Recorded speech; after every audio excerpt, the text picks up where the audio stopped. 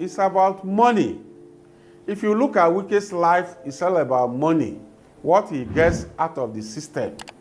If we look at Wike's 8 years as governor of Rivers State, he looted over 2 trillion naira. But that is not even what we are talking now. For his 8 years as governor, he converted Rivers State government properties, 50% of Rivers State government properties, to his personal properties. In all of his life, it's about self. It's not about the people.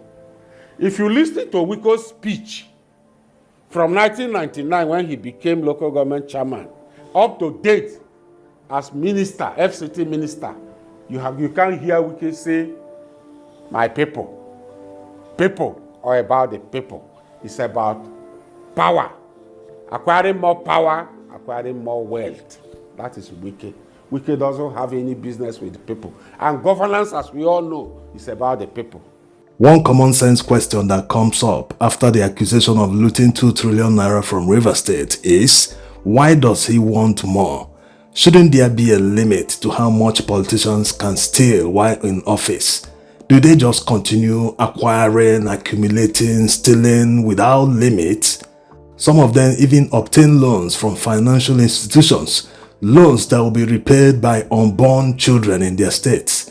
In many states across Nigeria, the state governments are the biggest spenders. And if you control the state government, you are the governor, like Fubara is the governor of Rivers State, you control all that humongous budget.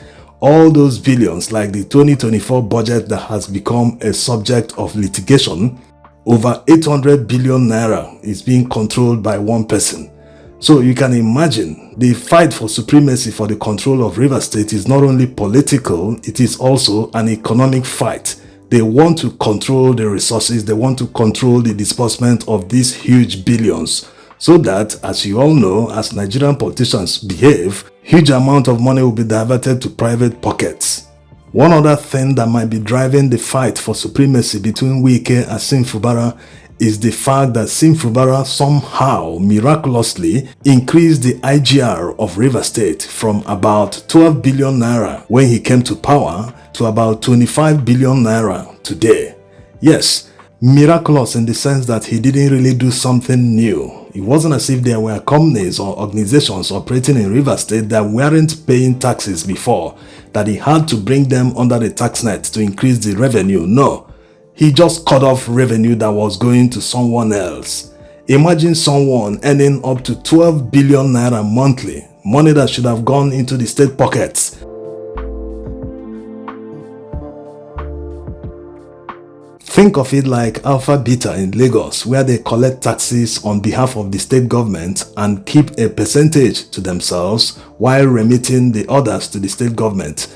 Someone cornered over 50% of the revenue of Rivers State and taking it to himself or themselves while the state was receiving a paltry 12 billion naira. About 120 billion naira would have gone to private pockets the past year alone.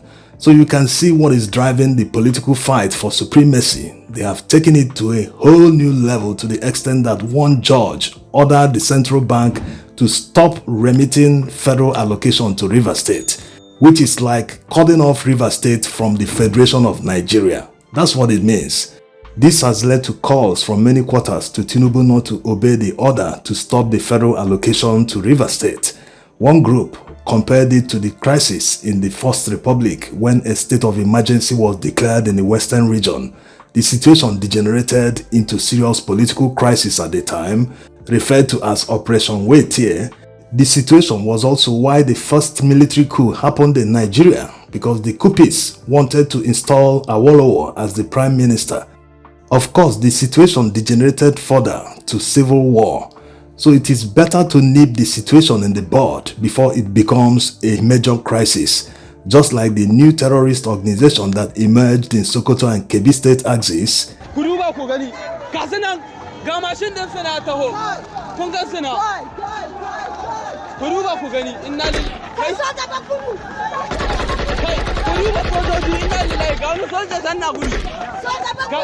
Yes, that's the situation in Sokoto State. According to what they are saying in Hausa, even military boys were running away, saying that they are heavily armed. So they need to be responsive in dealing with issues. Whether you call it political, whether you call it security issue, anything at all, they need to stamp their foot down and take a decision instead of kicking the can down the road. It all shows incompetence. If you can't make a decision immediately when faced with problem, it shows that the person is incompetent.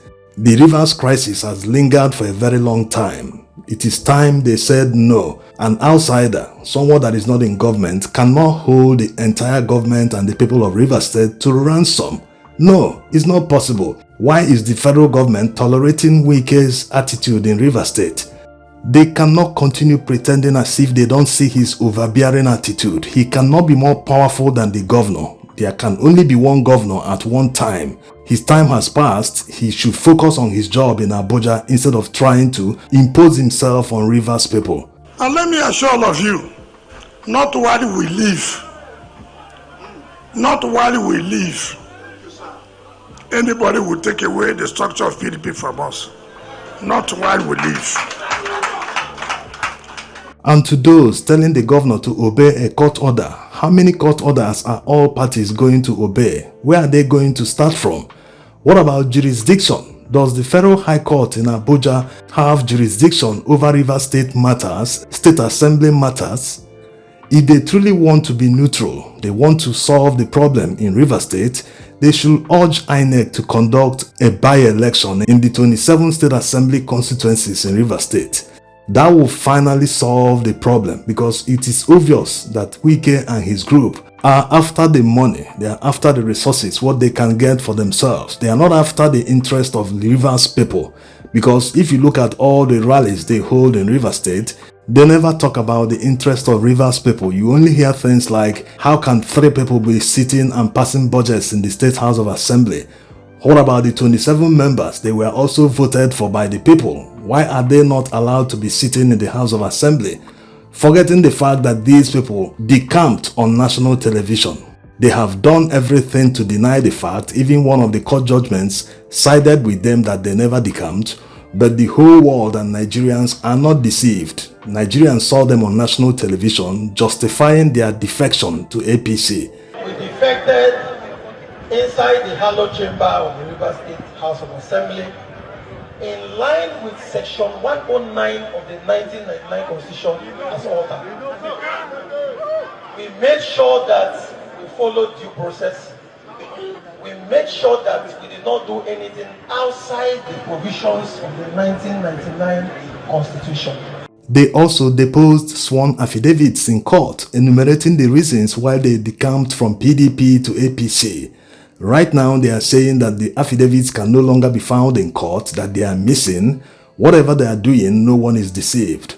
Anyway, things are about to get tougher because the governor, Fubara, has said that he will present the 2025 budget to the 3-man House of Assembly anytime from now. And like usual, expect the budget to be passed almost immediately.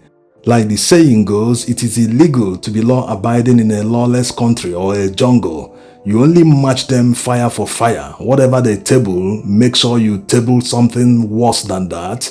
That's the only language they understand. Let me tell you people so that they will hear wherever they are. I wanted to help them. Sincerely, because I know them. And I've said it before. These are people that I've helped. I pay their children's school fees. I pay their house rent.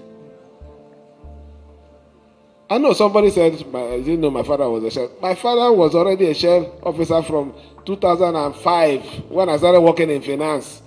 So if he says my father was a sheriff officer, yes, my father was a sheriff officer. Before I started working here, I was even a sheriff manager. So I wasn't a beggar. I had enough that I could eat and extend to people. So if you say, I didn't know he was a sheriff, I was a sheriff manager in my own corner. So I wanted to help them. We all knew what happened when they crossed. And how did they cross? Because of our God. For them to make that mistake. They are gone and they are gone.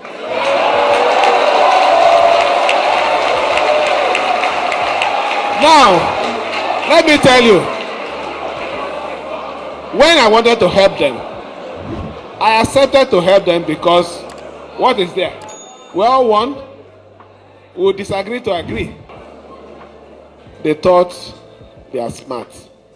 What is holding them is the declaration of their seat vacant that was done in December 2023. That's what is holding them. So they think, well, I know they don't know anything. They think I'm like them. We're not doing any budget to nullify that decision. It is what will send them to their villages. For me, as I'm talking to you, I have started preparing my budget for 2025, which I'm going to present very soon.